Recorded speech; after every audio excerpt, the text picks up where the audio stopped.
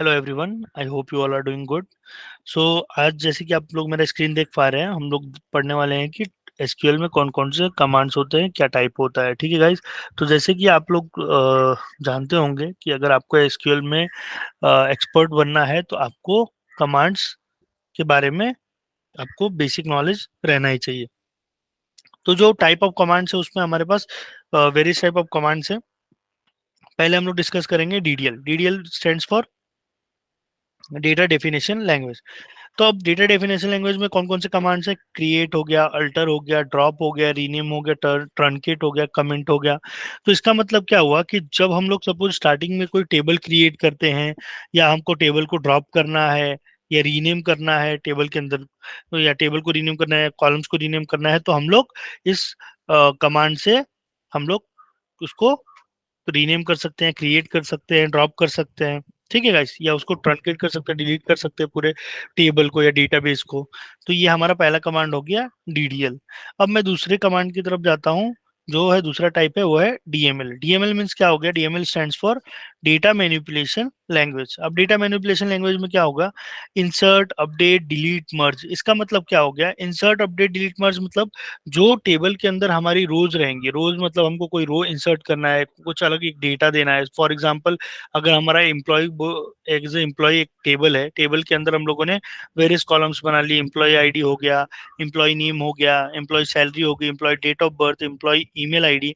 तो अगर सपोज करो कि मुझे एक नए एक मैंने डेटा फर्स्ट रो ऐड कर दिया, फिर मेरे को एक नया डेटा, नए एम्प्लॉय का डेटा इंसर्ट करना है, तो मैं क्या करूंगा? इंसर्ट यूज करूंगा। फिर अगर मुझे एक एग्जिस्टिंग रो में, मतलब एग्जिस्टिंग एम्प्लॉय का डेटा है, उसमें अगर मुझे कुछ अपडेट करना है, उसका ईमेल आईडी अपडेट करना है, डेट ऑफ बर्थ अपडेट करना है, उसका नेम को अपडेट करना है, कुछ भी, जो कुछ भी अपडेट करना है, तो मैं अपडेट के थ्रू यूज कर सकता हूँ। डिलीट मतलब क्या होता है कि अगर कोई रो, कोई सपोज करो कि कोई एम्प्लॉय ने जॉब छोड़ दिया या ऑर्गेनाइजेशन छोड़ दी, तो उसका डेटा तो हमें डिलीट करना पड़ेगा अपने डेटाबेस से, तो उसको हम लोग डिलीट भी कर सकते हैं with the help of this command. Merge कर सकते हैं हम चीजों को।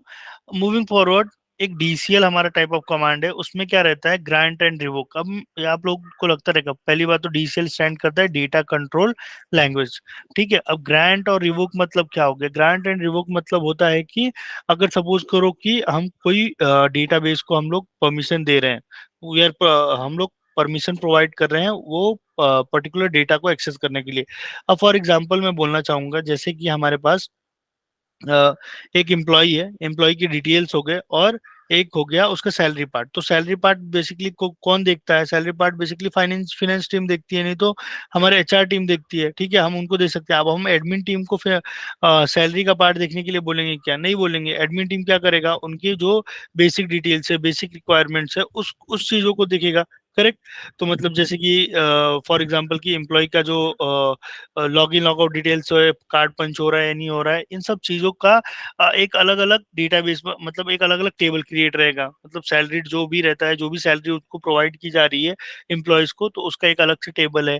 एम्प्लॉय की जो भी डिटेल्स है उसके लिए अलग से टेबल है। तो उन दोनों को एक्सेस करने के लिए एक टीम रहती है, फाइनेंस टीम रहती है, या तो एडमिन टीम रहती है। तो एडमिन टीम को अगर मैं सैलरीड का जो पार्ट है, फाइनेंस वाला पार्ट है, वो टेबल तो मैं एक्सेस अगर मुझे नहीं देना रहेगा, तो मैं with the help of this grant and revoke मैं यूज करके उसको ग्रांट, परमिशन ग्रांट कर सकता हूँ, नहीं तो परमिशन मैं उसको स्टॉप भी कर सकता हूँ उनको, कि मतलब पर्टिकुलर वो टीम को ही ये डेटाबेस या ये टेबल व्यू होगा। अब जो हमारा एक और टाइप ऑफ कमांड है वो है टीसीएल, ट्रांजैक्शन कंट्रोल लैंग्वेज। मतलब ये क्या रहता है? ये थोड़ा एडवांस लेवल डेटाबेस मैनेजमेंट में आता है, जैसे commit, rollback, save point. Okay guys. अब नेक्स्ट जो है हमारा वो है डीक्यूएल। डीक्यूएल मीन्स क्या है? Data query language. अब क्वेरी लैंग्वेज में क्या रहता है कि हम लोग सेलेक्ट करते हैं, सपोज करो हमने टेबल क्रिएट कर लिया, बट अब टेबल को हम लोग रिप्रेजेंट कैसे करेंगे, कोई डेटाबेस को रिप्रेजेंट कैसे करेंगे?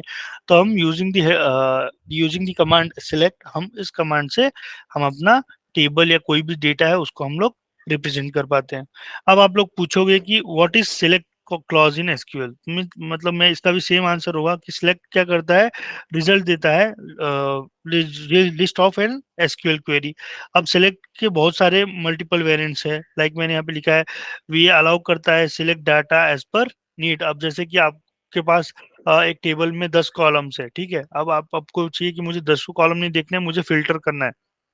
मुझे 3 ही कॉलम देखना है, तो with the help of select we can do that as well, हम लोग वो भी कर सकते हैं। अब एक क्वेरी यहाँ पे आती है, क्वेश्चन आता है कि व्हाट इज क्वेरी, मतलब यहाँ पे मैंने लिखा डेटा क्वेरी लैंग्वेज, तो अब क्वेरी क्या होता है, तो अब इसका एक सिंपल सा आंसर है, a query is a question और रिक्वेस्ट फॉर डेटा। हम लोग इसको ऐसे बोल सकते हैं, अगर कोई इंटरव्यूअर क्वेश्चन पूछता है कि व्हाट इज क्वेरी, तो हम लोग बोल सकते हैं क्वेरी इज अ क्वेश्चन और रिक्वेस्ट फॉर अ डेटा। ठीक है गाइज, तो आज के इस वीडियो में मैंने आपको यही बताने की कोशिश की कि टाइप ऑफ एसक्यूएल कमांड्स क्या क्या होते हैं। जैसे हम लोग बोल सकते हैं data definition language, data manipulation language, data control language, transaction control language, data query language. ठीक है, तो बेस मोस्टली हम लोग किस किस पे फोकस करते हैं, डेटा डेफिनेशन लैंग्वेज और डेटा मैनिपुलेशन लैंग्वेज। अब जो डीक्यूएल है वो क्या है, वो उसमें हम लोगों को पता है कि कमांड है सिलेक्ट है, तो हम लोग वही यूज करते हैं। ठीक है गाइज, तो ऐसे और भी चीजों के बारे में जानने के लिए आप हमारी वीडियोस देखते रहिए। अगर किसी को ये लगता है कि उन्होंने एसक्यूएल की बहुत सारी प्रैक्टिस की है बट थोड़े से चैलेंजेस जा रहे हैं उन्हें उन्हें अगर कुछ काउंसलिंग की जरूरत है या कोई और भी टॉपिक पे हेल्प चाहिए, तो हमें इस कांटेक्ट नंबर पे कांटेक्ट कर सकते हैं। आपके कोई भी क्वेश्चन रहेंगे तो आप हमें कांटेक्ट नंबर पे कांटेक्ट करके आप अपना क्वेश्चन रेज कर सकते हो, या तो आप हमें कमेंट बॉक्स में अपने क्वेश्चंस लिख सकते हो। ठीक है गाइज, अगर अगर आपको लगता है कि हमें कोई और कंटेंट पे भी वीडियो बनाना चाहिए, तो आप हमें प्लीज बताएं, हम उस पे वीडियो पक्का बनाएंगे। मैं आपके फीडबैक्स का मैं इंतजार करूंगा कमेंट बॉक्स में, जिससे क्या होगा कि हमें भी समझ में आएगा कि हमें कहाँ पे इम्प्रूव करना है और कौन से कंटेंट्स पे हम वीडियो बना सकते हैं। So thank you so much guys for watching this video. मिलते हैं अगले वीडियो के साथ।